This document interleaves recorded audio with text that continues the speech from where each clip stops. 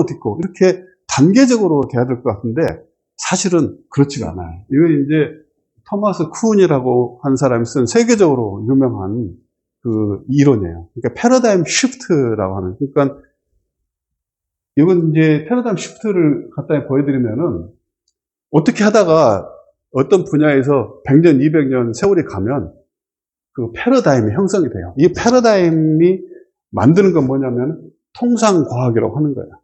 일반적인 그 과학계에서 통용되는 그 이론이고 개념이 되는 거죠.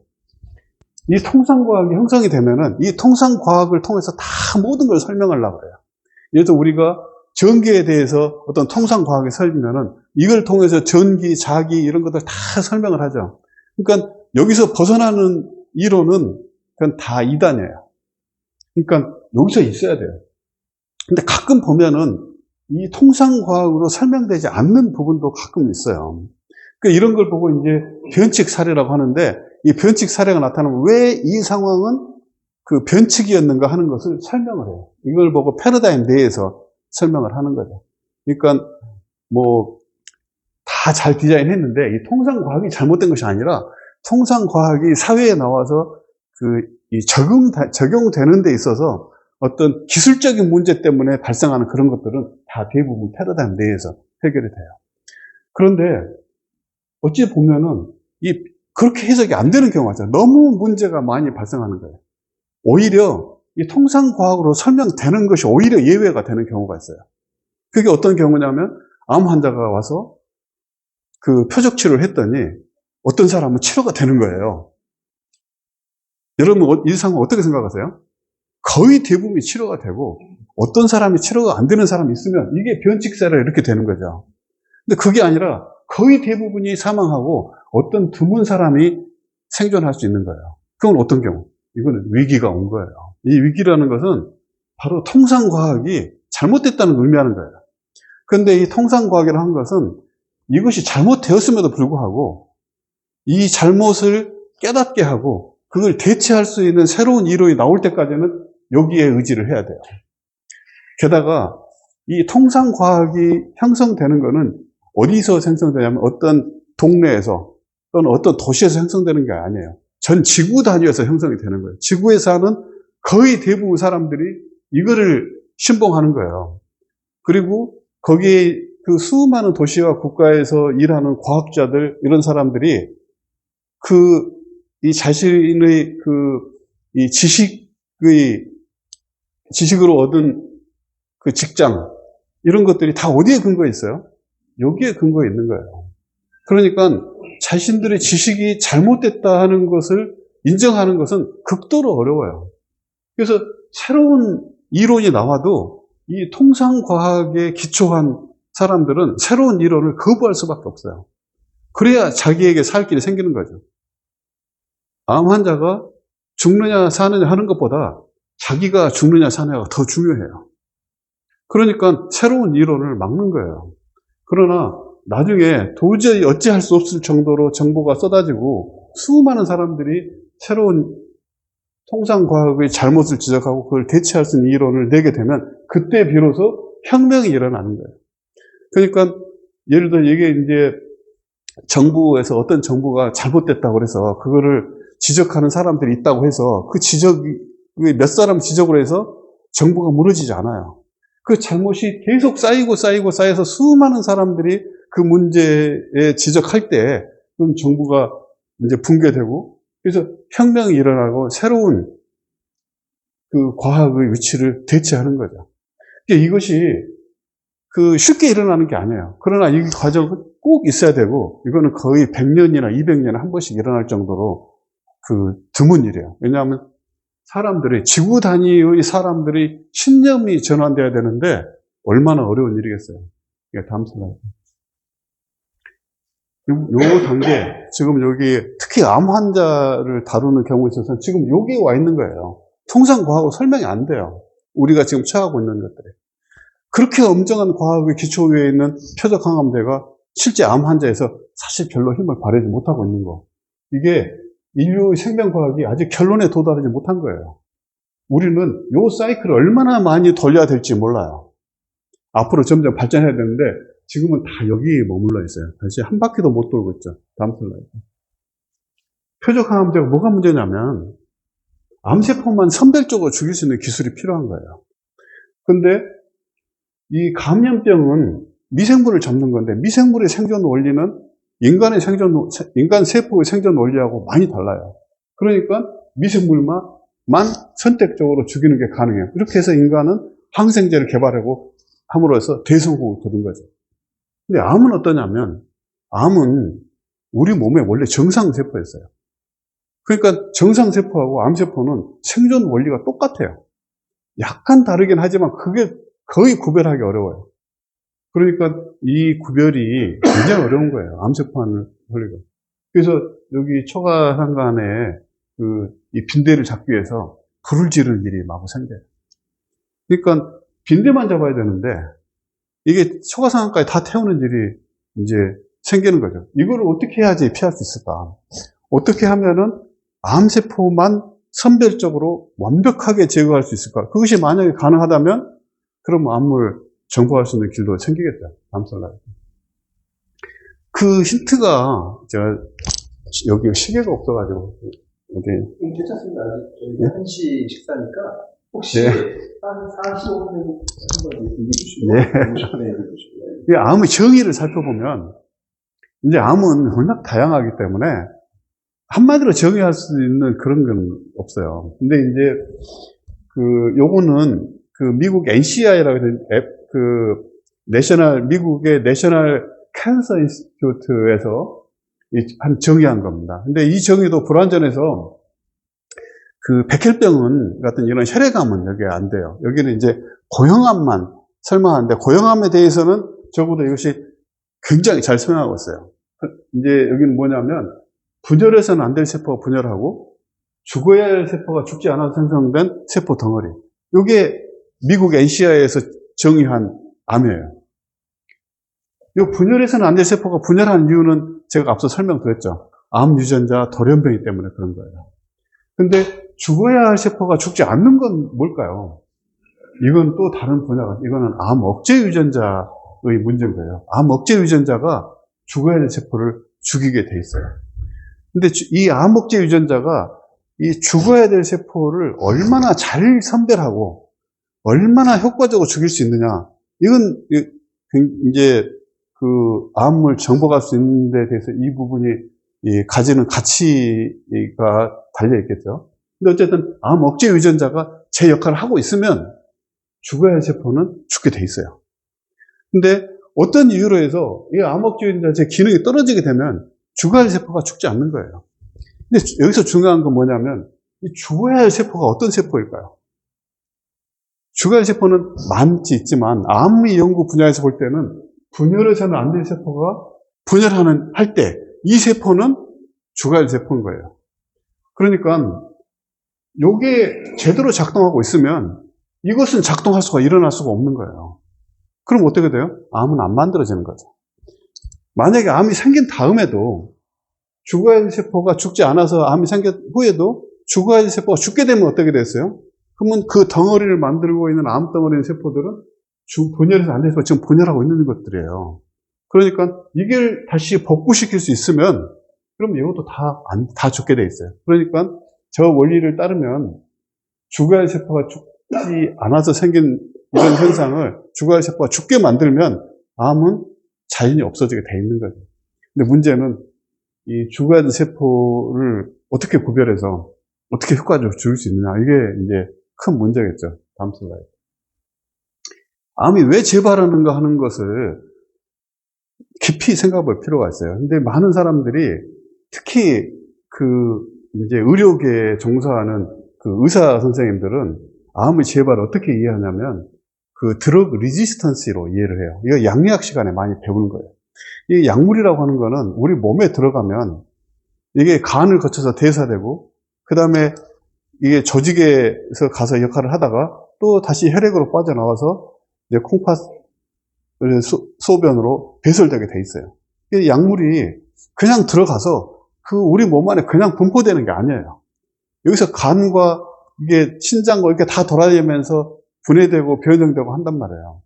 그러다 보면은 이 약물이 우리 몸에 처음 들어왔을 때는 이것이 그 암 조직까지 효과적으로 들어가다가 이게 시간이 지나면은 우리 몸이 거기에 저항을 해요.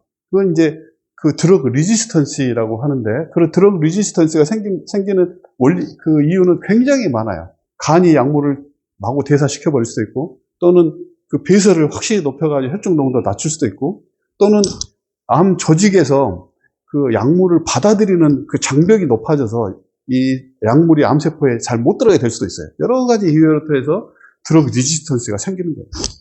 근데 아까도 제가 보여드렸지만 셀에 2014년에 샤오 그룹에서 보고한 것은 약물로 한 게 아니에요.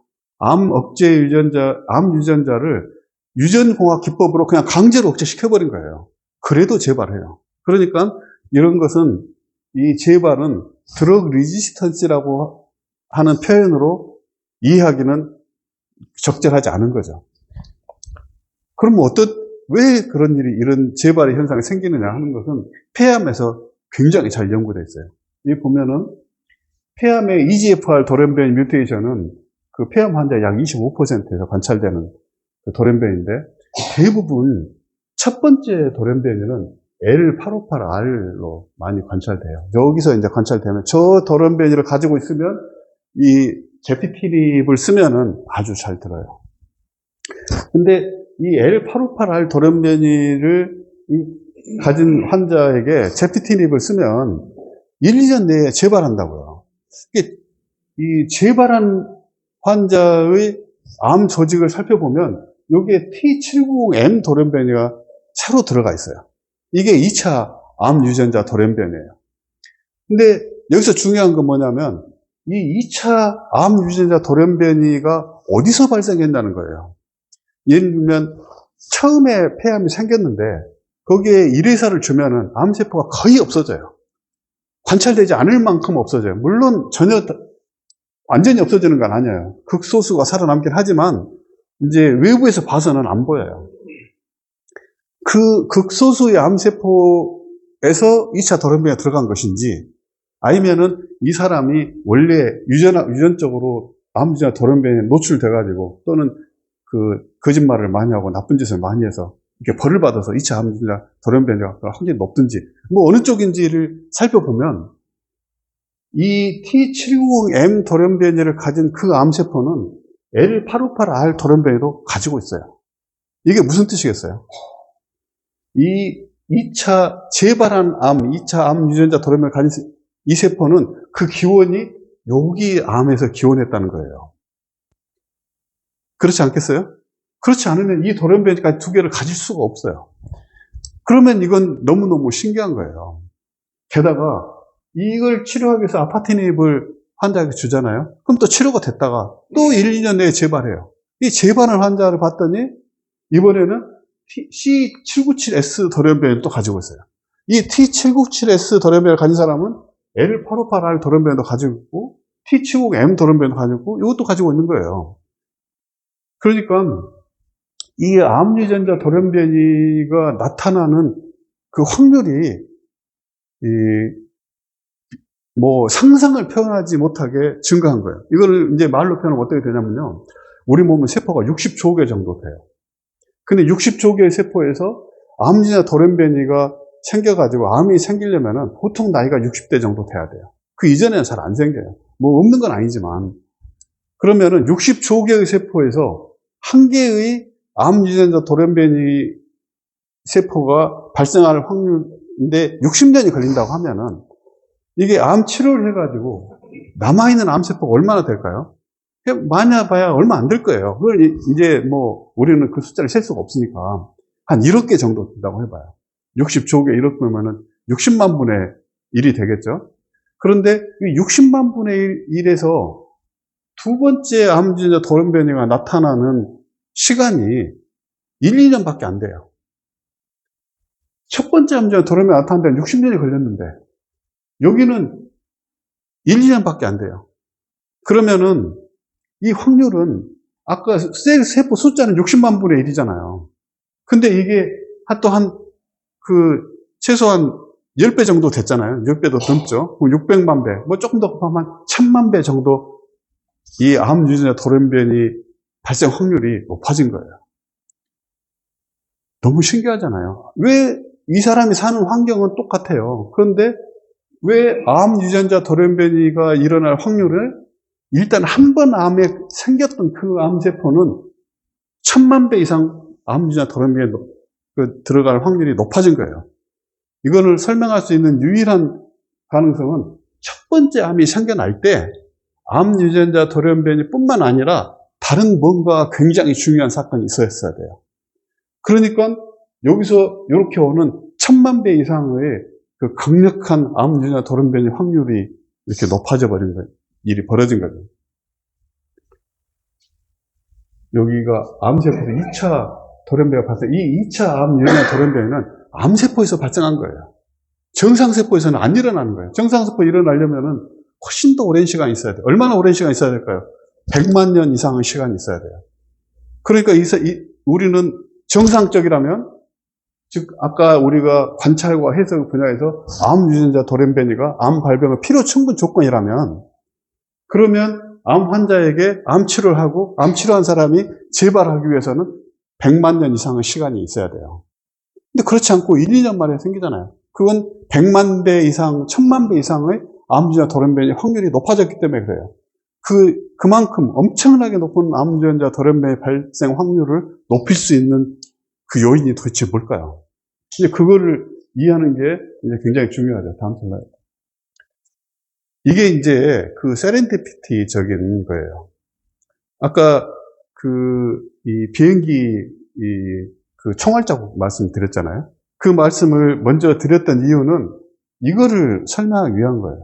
이건 여러분도 아까 보셨던 슬라이드인데, 이 온코제닉 라스, 그러니까 돌연변이가 들어있는 라스 진을 동물에 집어넣으면, 여기 이제 동물에 집어넣는 거예요. 이게 녹인 기법을 하는 건데, 이 녹인 기법으로 집어넣어주면, 이제 암이 발생해요. 근데 이 기술은 우리나라에서 할 수 있는 사람은 몇 명 안 돼요. 근데 이제 우리 연구실에도 이거를 할 수 있어요. 그래서 이렇게 하면은, 여기 보세요. 이게 폐암이에요. 폐선암이 만든 거죠. 근데 이때 굉장히 중요한 부분이 있어요. 이 동물에다가 라스 유전자 돌연변이를 넣어줄 때 얼마나 많은 세포에다가 넣어주냐는 거예요.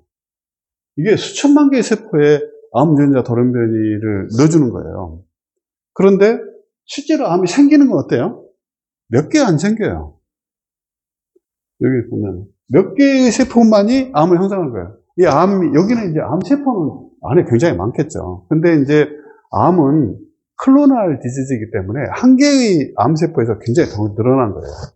얘가 이렇게 덩어리져 있다는 건 뭐냐면은, 이거하고 이것은 서로 다른 기원세포에서 시작됐다는 거예요. 그리고 이것이 구체를 만들었다는 얘기는 그 한 개에서 시작된 것이 2개, 4개, 8개로 분열해서 이렇게 개수가 늘어난 거예요. 그러니까 수천만 개의 암 유전자 돌연변이를 받은 세포 중에서 단 몇 개의 세포만 암을 만든 거예요. 자, 그러면 이걸 보고 이 논문의 저자들은 이렇게 했더니 암이 생겼다, 이렇게 보고한 거예요. 이 사람들은 거짓말을 한 게 아니에요. 자기들이 관찰한 대로 한 거예요. 그런데 빠뜨린 게 있어요. 그게 뭐냐면, 수천만 개의 세포 중에 요 몇 개의 세포를 빼고 나머지 세포는 어떻게 되는지를 말을 안 한 거예요. 그래서 아까 전투기가 돌아서 관찰되는 것만 다 얘기했잖아요. 격추된 것은 안 봐버렸기 때문에 해석이 잘못된 거죠. 그러니까 그 엄청난 비용을 들이고도 아무 효과도 못 거둔 거예요. 여기도 똑같은 문제가 발생하는 거예요. 여기 1000만 개 중에, 수천만 개 중에 요 몇 개를 뺀 나머지 그 수천만 개 세포는 어떻게 됐을까요? 거기에 대해서는 여기 너무 아무 말도 없어요. 그걸 보는 사람이 거의 없어요, 과학자들 중에서. 근데 분명히 이 숫자 사이에는 엄청난 문제가 차이가 있어요. 왜 눈에 안 보인다고 그래서 무시했을까요? 아까 비행기에서 격추된 비행기는 눈에 안 보인다고 그래서 다 무시한 결과 어떻게 됐어요? 그 많은 비용이 아무 효과도 없었잖아요. 바로 여기 거의 대부분 99.9999%의 돌연변이 세포는 다 죽은 거예요. 죽으니까 안 보인 거예요. 죽은 세포는 암을 못 만드는 거죠. 다시 말하면은 이 세포들 중에 정상 세포에 암 유전자 돌연변이가 들어가면 그 세포는 죽게 돼 있는 거예요. 그러니까 우리 몸은 암을 만들지 않는 거죠. 그럼에도 불구하고 암 환자가 발생하는 이유는 뭘까요? 바로 죽어야 할 세포가 어떻게 하다가 죽지 못하게 되는 경우가 드물게 발생하기 때문에 그 세포에 암 유전자 돌연변이가 들어가면 그러면 그 암이 발생하는 거죠. 여기 이제 그 라스 돌연변이만으로 암을 일으켰다고 하지만 수천만 개의 세포에 돌연변이 넣다 보니까 그 많은 세포에서 그 중에 몇 개의 세포는 죽어야 할 세포가 죽지 못하게 되는 경우가 우연히 발생할 수 있는 거고, 그 우연한 사건이 결합이 돼서 암이 만들어진 거죠. 그러니까 몇 개 안 되는 세포밖에 암 못 만든 거예요. 게다가 암 유전자 돌연변이 넣어주잖아요. 그럼 이것이 필요 충분 조건이면 이 유전자 들어간 후에 즉시 암이 만들어져야 돼요. 즉시 암이 만들어진다는 게 무슨 뜻이냐면은 암이 생성돼서 한 달 내에 이만한 사이즈가 만들어지는 거예요. 그런데 실제로 실험을 해보면 이 암이 만들어지는 거는 6개월 정도 지나야 돼요. 6개월 정도 지나면 아주 바늘구멍만한 그런 암이 시작이 돼서 그로부터 암이 급속도로 자라나게 돼요. 그래서 한 7개월, 8개월 되면은 이만큼 커지죠. 6개월 동안 뭐 했을까요? 암 안 생기고.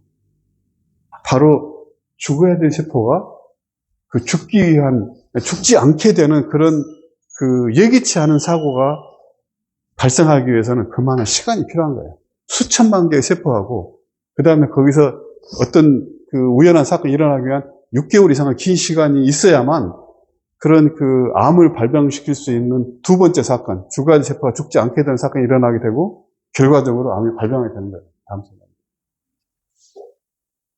여기서 암 유전자 돌연변이 들어서 암 발병했잖아요.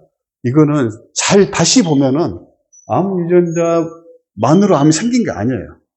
암 발병할 때 그 사이에 뭔가 우리가 알지 못한 다른 사건이 우연히 개입이 돼 있는 거예요. 그래서 죽을 수가 없게 돼 있는 거죠. 그러니까 암 유전자를 완전히 억제했지만, 암 유전자 억제해서 죽을 세포는 다 죽었지만 극소수로 남아있는 그 세포들은 어떤 특징을 아직도 가지고 있냐면 죽어야 할 세포가 죽지 못하는 특징을 가지고 있는 거예요. 그러니까 다른 두 번째 세컨더리 온코진 액티베이션은 수많은 곳에 다 들어가지만 정상세포에 들어가서는 다 죽어버리지만 암세포에 돌연변이가 들어가면 그 세포는 죽지 않고 재발하게 되는 거죠. 그러니까 여기 이 사이에 껴들어가 있는 거, 우연히 껴들어간 거, 이 사건이 실제로 암을 이해하는 정말 중요한 키포인트가 되는 거죠. 다음 슬라이드. 여기 죽어야 할 세포가 죽지 않아도 생성된 세포 덩어리는 바로 암 억제 유전자가 제 기능을 못하는 일이 생기는데, 도대체 어떤 암 억제 유전자가 제 기능을 못해서 이런 일이 생기는지에 대한 이해가 굉장히 중요하죠. 다음 슬라이드. 이게 이제 죽어야 할 세포가 죽게 필요한 유전자들, 암 억제 유전자들이에요. 그러니까 인체는 약 50개 정도의 암 억제 유전자를 가지고 있어요. 이 암 억제 유전자 숫자는 암 유전자 숫자 1000개 이상의 암 유전자에 비해서 훨씬 숫자가 적어요. 그리고 이것들은 거의 대부분 같이 일을 해요. 같이 일을 할 때 역할은 좀 달라요. 어떤 거냐면은 어떤 유전자는 죽어야 할 세포를 골라내는 역할을 해요. 그 다음에 어떤 거는 죽어야 할 세포에 골라낸 세포에다가 죽음의 운명을 부여를 해요. 그리고 어떤 유전자들은 죽음의 운명에 부여된 세포에게 실제로 죽음을 집행을 해요. 그래서 이 단계들이 쭉 이어졌을 때 최종적으로 그 세포는 죽게 되는 거예요. 그 중에 세포의 삶과 죽음, 운명을 결정하는 유전자가 럼스3 유전자예요. 이 럼스3 유전자는 2002년에 제가 발견한 것이고, 실제로 이제 한국에서 발견한 이제 암과 관련된 유전자 중에 교과서에 등재된 유일한 유전자예요. 그러니까 이게 이제 대단하죠. 그럼 나머지 유전자들은 뭐냐 하면 운명이 결정된 다음에 그 운명이 부여된 그 세포에게 죽음을 집행하는 거예요. 그러니까 얘네들이 다 그런 역할을 하는 거예요. 얘네들이 중에 어떤 것이 없어지면은 죽음의 운명이 부여돼도 죽지 못해요. 근데 가장 중요한 거는 일단 죽음의 운명이 부여돼야 죽일 수가 있는 거예요. 이게 이제 아주 중요한 게 뭐냐면은 럼스3를 올려주잖아요. 그럼 죽을 세포에게 죽음의 운명을 부여하는 거예요. 그러니까 정상세포에는 아무 해가 없어요. 예를 들면 여기에 이제 p53 같은 거, 여기는 실제로 세포를 죽이는 유전자예요. p53를 올려주면 정상세포도 죽을 수 있어요. 왜냐하면 쟤는 죽이는 애니까. 그러니까 여기 있는 많은 유전자들이 많이 올려줬을 때 세포를 죽일 수 있어요. 근데 정상세포인지 암세포인지 구별해서 죽일 능력이 얘네들은 없어요. 그걸 구별시켜주는 건 누구냐면 여기 렁스3예요. 그러니까 렁스3는 구별만 해주기 때문에 얘가 아무리 많이 올라가도 세포에 해가 되지 않아요. 그러니까 요 렁스3를 어떻게 활성화시킬 수 있느냐 하는 것이 그 암세포에게, 죽어야 할 세포에게 죽음의 운명을 부여할 수 있는 굉장히 중요한 방법이 될 수 있다는 걸 알 수 있죠. 다음 슬라이드. 이거는 제가 이제 2002년에 그 렁스3를 발견했을 때, 국내 이 베스트셀러 작가 여러분 혹시 김진명 씨 얘기 들어보신 적 있으세요? 한 번쯤은 들어보셨을 거예요. 근데 김진명 씨가 저의 이 발표를 보고 저를 모델 삼아서 그 소설 한 편 썼어요. 이게 이제 삼성 컨스피러시라고 하는 건데, 처음에 책이 나올 때는 그 바이코리아라는 제목으로 나왔는데, 이게 이제 한번 제목을 바꿔서 나왔어요. 이게 그 삼성이라는 회사가 그 반도체나 이런 데서 어느덧 이제 밀리게 돼서 이제 국제적인 경쟁에서 밀려서 회사가 자체가 이제 다른 나라에 넘어가게 된 상황에서 이제 렁스3 유전자를 통한 바이오 기술을 바탕으로 삼성을 구하고 이제 한국의 국가적 위상을 높일 수 있었다 하는 그런 소설 내용이에요. 여기 보면은 이 실험할 쥐가 없어서 할 수 없이 일본의 실험실을 부탁해. 이거 다 내 얘기예요. 그리고 일본의 과학적 공동영화, 이것도 제 얘기예요. 렁스3은 유전자 이름은 말할 것도 없고요. 그래서 확신한다. 얼마 후에 내가 암을 극복한 작을, 여기 위암이라고 했지만 뭐 꼭 위암일 필요는 없겠죠. 약을 반드시 만들 것이냐.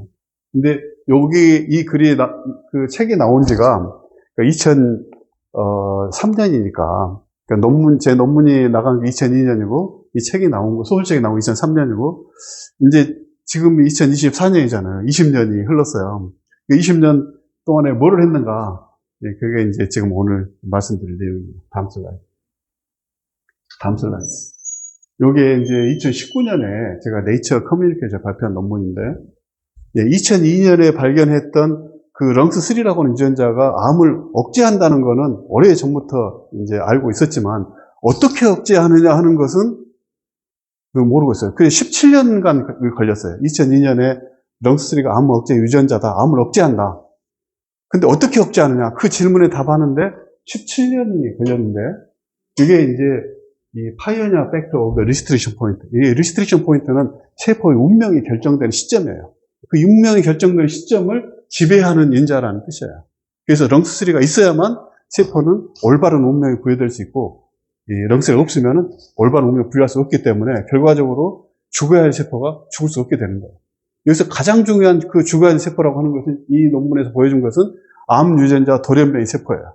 암 유전자 돌연변이 세포가 죽기 위해서는 그 세포는 죽어야 할 세포로 분류되는데 그 세포가 죽어야 할 세포로 분류되고 실제로 죽음의 길로 들어가기 위해서는 이제 렁스3가 갖고 있어야 된다. 또 이 논문의 굉장히 중요한 점은 뭐냐면 이 기능이 망가져서 세포가 죽어야 할 세포가 죽지 않게 돼서 암이 만들어진 후에라도 이 렁스3를 원상 복구시켜주면 그러면 모든 기능이 전부 복구되고 죽어야 할 세포는 죽을 수 있다. 그러므로 암을 치료할 수 있다 하는 것이 이 논문의 아주 주요 골자예요. 그러니까 이 부작용 없이 암세포만을 선별적으로 죽이는데 이 렁스3만큼 좋은 건 없다는 거예요. 이게 왜 이것이 중요한가 하면은 우리 몸에 암 유전자 돌연변이가 발생했을 때 그 세포를 선별해서 죽일 수 있는 능력이 우리 몸은 얼마 정도 되냐면은 100조 개의 세포 중에 하나의 세포가 암 유전자 돌연변이를 가져도 그 세포를 전혀 실수 없이 분명히 그걸 잡아서 그것만 죽일 수 있는 능력이 있는 거예요. 근데 우리 몸은 60조 개니까 우리 몸을 방어하는데 충분해요. 그러니까 렁스3가 이 기능을 잘 담당하고 있으면 그러면 암 유전자 돌연변이 세포는 다 죽는 거예요. 근데 이제 그것이 안 되니까 암 세포가 이제 자랄 수 있는 거죠. 어떻게 하면은 이 렁스3 유전자 기능을 되살릴 수 있을까? 이 렁스3 유전자는 아주 특별한 특징이 있는데 거꾸로 올려보세요. 여러분 한 번 더. 여기 됐어요. 여기 보면은 여기 있는 다른 지금 시간이 충분한데 네. 제가 이제 환자 때문에 잠깐 올라갈 텐데 네. 하셔도 됩니다. 그래서 네. 1시 정도에 코멘트 한번 해주시고요. 네. 부탁드리겠습니다. 이제 그거 끝나요. 아니 하셔도 돼요. 시간 남는데 네, 여기 저만 자꾸 환자 보고 네. 환자 때문에. 여기 보면 이 유전자들은 그 기능이 물리적으로 망가져 있어요. 그러니까 그 기계가 말하자면은 부품이 부서져 버린 거예요. 그래서 일을 못 해요. 근데 렁스3가 그 일을 못 하는 거는 부품이 부서지는 게 아니에요.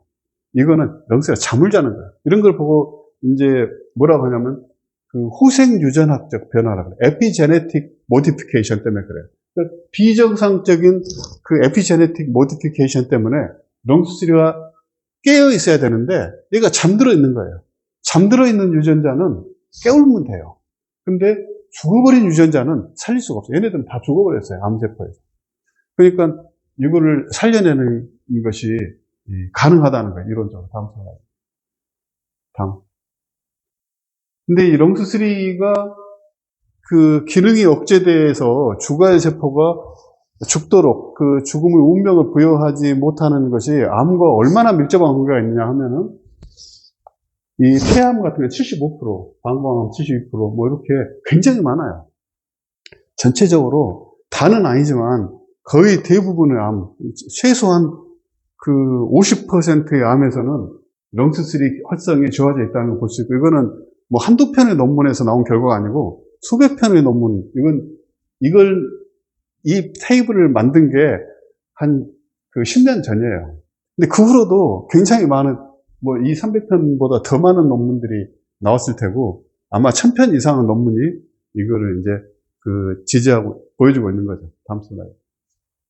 그래서 이제 렁스3를 어떻게 활성화시킬 수 있을 것인가 하는 문제는 그 물질 검색 등 굉장히 다양한데 그걸 다 생략하겠어요.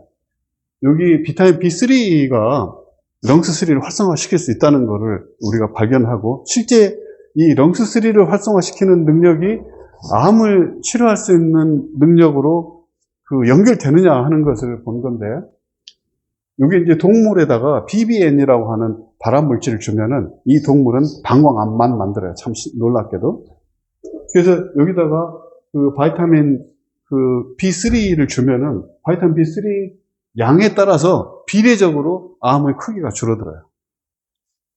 근데 여기에 BBN 플러스 NC는 그 니코신산 아미드, 나이아신 아미드, NC거든요. 그러면 여기 방광암이 이렇게 줄어든 거 보세요. 어마어마하게 차이가 커요. 여기 얘네들은 이런 방광을 가지고 어떻게 얘네들이 소변을 보면서 살 수 있었는가 굉장히 의심스럽죠. 이거는 뭐 살만하지 않아요. 어떤 거는 거의 완벽할 정도로 되니까. 이제 다음 슬라이드. 그 다음에 이제 그 BBN이 아니라 DEN을 주면은 DEN은 또 간암만 만들어요. 이것도 이제 발암물질인데, 여기 보면 여기가 이제 그 DEN을 주면은 이게 간 경화, 이게 이제 그 노듈, 동물에서는 사람과 좀 달라서 이렇게 그 노듈을 만들어요. 근데 이 노듈이 사람한테는 간 경화에 해당이 돼요. 그래서 점점 심해지고 굉장히 심한, 여기는 이미 간 경화가 확실하다고 말할 수 있어요. 여기는 간암 덩어리인 거예요. 근데 이런 그 스펙트럼을 보이는데, 여기에 그 비타민 B3를 같이 주면 이렇게 돼요. 이거는 거의 정상이고, 여기 뭐 한 40%는 거의 정상이고, 또 40%는 약간 상태가 안 좋은 거고, 20%가 좀 안 좋다고, 확실히 안 좋다고 할 수 있지만, 여기서 가장 좋은 상태보다 이것이 더 좋아요. 그러니까, 이 비타민 B3가 방광암뿐만 아니라, 간암을 억제하는데도 탁월한 효과가 있다는 걸 알 수 있죠. 다음 슬라이드. 요거 이제 폐암으로 한 건데, 폐암 발병은 우레탄이라고 하는 발암물질을 주면 폐암만 발생해요. 여기에 이제 바이타민 C를, B3를 주면은, 이제, 치료 효과는 뭐냐면, 암이 생긴 다음에 그 바이타민 B3를 준 거예요. 그러면 이 크기가 줄어들잖아요. 치료 효과고. 이거는 예방 효과예요. 그러니까 먼저 비타민 B3를 먹이고 있다가, 그 다음에 발암물질을 주면은 이렇게 돼요. 이게 이제 더 떨어지지 않는 이유는 뭐냐면, 여기에 이 발암물질을 주고 나서, 요 니코틴산 아미드를, 그러니까 나이신 아미드를 안 주기 때문에 그래요. 그러니까 그 전에 줘도 예방하기 때문에. 만약에 그 전에도 비타민 B3를 주고, 그 발암물질 주고, 그 다음에 그 후로도 계속 줬으면, 이건 여보다 훨씬 더 줄어들었을 거예요. 그러니까, 이런 폐암도 억제할 수 있다는 걸 알 수 있죠. 다음 슬라이드.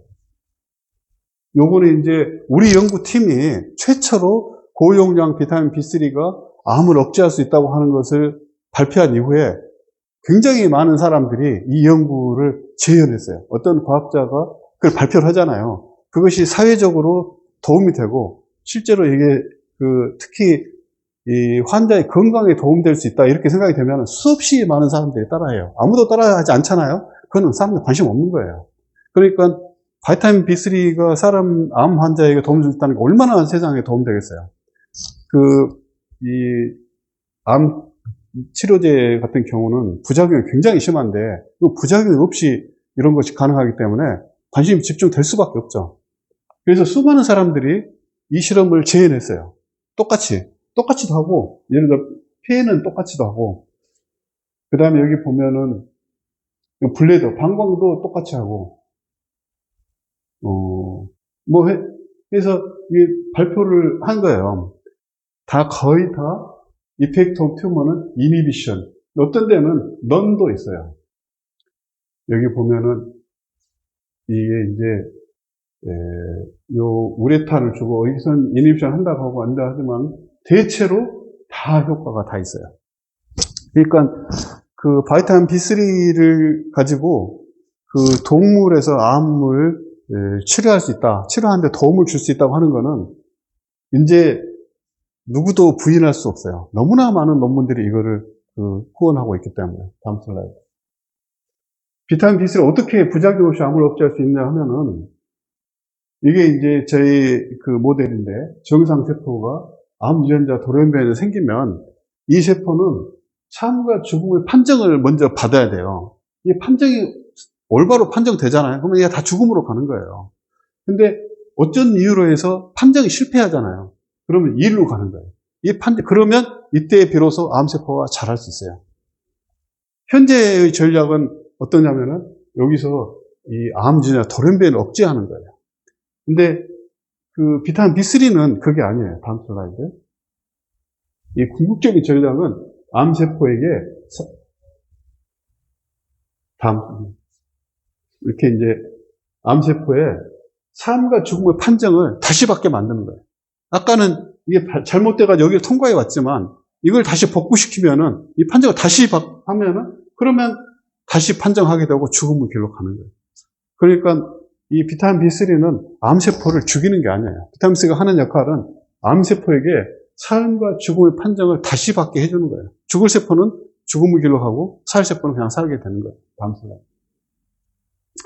저희가 이제 그렇게 큰 의미가 있는 건 아니지만, 이 비타민 B3로 암을 예방하거나 치료할 수 있다고 하는 것을 세계 최초로 우리가 했다 하는 증거로서의 특허를 출원했어요. 이 특허 출원은 전 세계에 다 했는데, 제가 해보니까 너무 방대하고 돈도 너무 많이 들고, 그래서 내가 특허를 갖고 있으면 이제 좋은 일이긴 하지만 다른 사람들이 연구하는데 방해가 돼요. 왜냐하면 이걸 연구를 해서 다 돈을 벌 수 있어야지 연구에 참여하는데, 내가 특허를 갖고 있으면 누가 나를 위해서 연구해서 뭐 해주겠어요. 그래서 한국 특허만 남기고, 이제 다 특허는 소멸시켰어요. 그랬더니, 다른 나라에서도 실제로 이걸 이 상업화하는 연구들을 굉장히 많이 하기 시작했어요. 그러나, 어쨌든 전 세계에 이 한국 사람이 비타민 B3와 암과 관계를 연구하는데, 첫 번째 기회했다 하는 것은 이게 움직일 수 없는 증거로 남아 있습니다. 다음 슬라이드. 그래서 이제 과거에는 여태까지 나와 있는 모든 것들은 이 암에 대해서는 이 분열해서는 안 된 세포 분열한 이 원인이 암 유전자 기능이 올라가 있기 때문에 이거를 억제하는 거예요. 이게 표적암제 전략이죠. 근데 이제 새로운 전략을 적용할 수 있게 됐어요. 이게 죽어야 할 세포가 죽지 않아서 생성된 세포 덩어리. 이거를 하려면은 죽어야 할 세포가 어떻게 죽느냐 하는 것을 다 알아야 되는데 그 핵심에 렁스3 유전자가 있다고 하는 걸 밝혔고 이 렁스 유전자가 어떻게 죽음과 삶의 운명을 결정하는지 우리가 다 파악하게 됐기 때문에 게다가 그 유전자를 어떻게 하면 활성화시킬 수 있는지도 알게 돼서 이제는 기능이 저하된 암 억제 유전자의 기능을 원상 복구시키는 것도 가능해졌어요. 이게 비타민 B3로 할 수 있는 거예요. 다음 슬라이드. 그래서 이제 이거를 이 사람한테 주려면 한 가지 문제가 있어요. 뭐냐면 동물은 예를 들어 쥐 같은 경우는 사람에 비해서 한 몸무게 2000분의 1밖에 안 돼요. 그리고 동물하고 사람은 아까 말씀드린 흡수, 대사, 배설 이게 사람하고 많이 달라요. 그러니까 기대하는 성과를 거두기 위해서 얼마만큼의 약을 먹어야 되는지는 사람한테 써보지 않고는 알 수가 없는 거예요. 이게 임상시험이에요. 보통 이제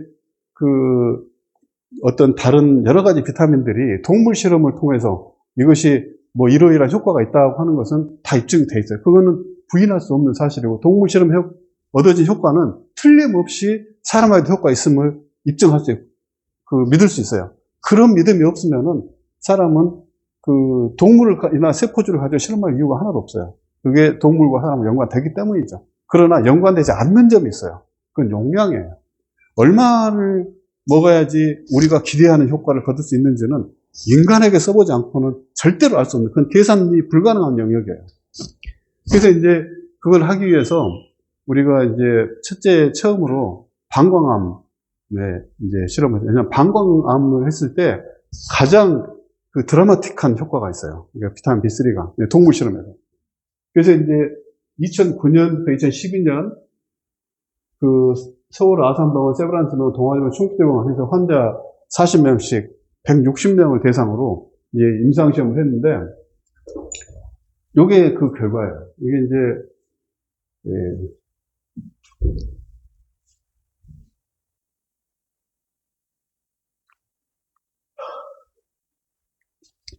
요게 이제 뭐냐면 TUR이라는 거는 아무것도 처리 안 하는 거예요. 이제 방광암 환자가 오면은 그냥 놔두면은 이분들이 다 요 점선 그래프를 가게 돼요. 근데 이 BCG라고 하는 건 뭐냐면 방광암 환자들은 이게 요도를 통해서 이 결핵을 왁진으로 쓰는 BCG를 이렇게 넣어주게 돼요. 그러면 이 BCG가 방광 내부에서 염증을 일으켜서 그 내 벽을 확 다 긁어내버려요. 그러면 이 방광암 수술 후에 BCG를 처리하면은 재발률이 굉장히 떨어지게 돼요. 그래서 재발이 얼마나 떨어지냐? 이렇게 떨어지는 거예요. 근데 이제 이게 굉장히 큰 문제가 있어요. 이 BCG를 주면은 방광 내벽을 긁어내는 거거든요. 근데 방광이라고 하는 오간은 굉장히 특별해요. 이게 소변에 이 소변을 둘러싸고 있잖아요. 이 소변은 굉장히 독한 물질이에요. 그래서 이 소변하고 방광을 차단하는 세포가 있어요. 이게 엄브렐라 셀이라는 조직인데 이 세포는 소변하고 방광 사이에서 이 차폐 벽을 작동하는, 이게 없으면은 엄청나게 고통스러워요. 근데 이거를 이 BCG를 통해서 싹 긁어내잖아요. 그러면 맨살에 소변이 닿는 거예요. 이거를 견디기가, 이거는 죽지 못해 사는 것이지, 얼마나 고통스러운지 말았어요. 그리고 피 오줌을 봐야 되고. 근데 BCG로 해서 그러면 그렇게 해서 재발 안 할 수만 있으면 얼마나 좋겠어요. 그래도 또 재발해요. 여기 이제 재발 확률이 좀 늦춰진다는 것이지 재발 안 하는 게 아니에요. 보통 이제 방광암 환자들은 이제 뭐 죽을 때까지 수술하고 10번, 20번 수술하고 BCG 처리하고 그래요.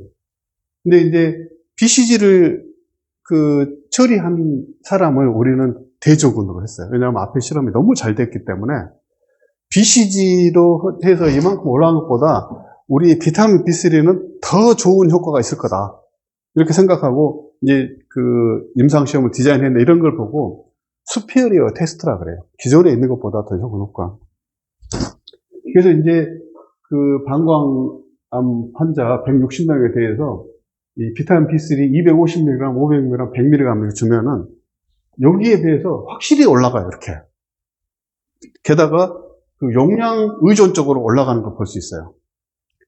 더욱 놀라운 것은 1000mg이 되면은 이 그래프가 내려가던 것이 수평이 되는 거예요. 다시 말하면 이 시점에서는 약 한 85% 정도 환자는 재발을 안 한다는 얘기예요. 너무 환상적인 결과가 아니에요. 근데 제가 이제 오늘 여태까지 이 결과를 어디 가서 한 번도 보여준 적이 없어요. 왜냐하면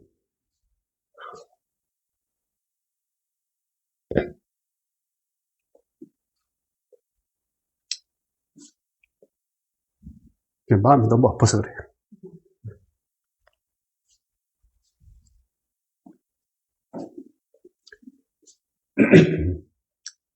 어쨌든 이런 결과를 얻었는데 이게 이제 2A와 2B를 겸한 거예요. 2B가 돼야 실제로 이걸 이제 쓸 수 있는데 이게 돈이 없어가지고 이걸 다 못했어요.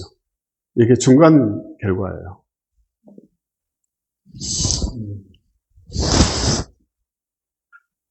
그래서 12년에 이제 이걸 마치고 뭐 돈 없으면 어떡해요. 뭐 하다 말아야죠. 근데 이제 여기서 이제 우리가 얻은 것은 뭐냐면 용량 반응을 본 거예요. 보통 이제 임상시험을 할 때는 어떻게 하냐면 처음에는 안전성을 봐요. 그게 페이스 1이라고 해요. 그 다음에는 적정 용량을 찾는 시험을 해요. 적정 용량을 찾는 시험을 할 때는 효능하고 같이 봐야 돼요. 그러니까 효능이 있는 상태에서 얼마만한 양이 된가, 필요 없이 많이 줄 필요도 없고 너무 부족하면 안 되기 때문에 이게 용량 반응을 본 거예요. 여기서 1mg, 아니 1000mg per day가 비타민 B3의 임상시험에 가장 적절하다고 하는 거를 여기서 얻어낸 거예요. 그러면 이제 이어서 2B로 들어가야 되는데 2B를 못 들어간 거죠. 다음 슬라이드. 근데 이제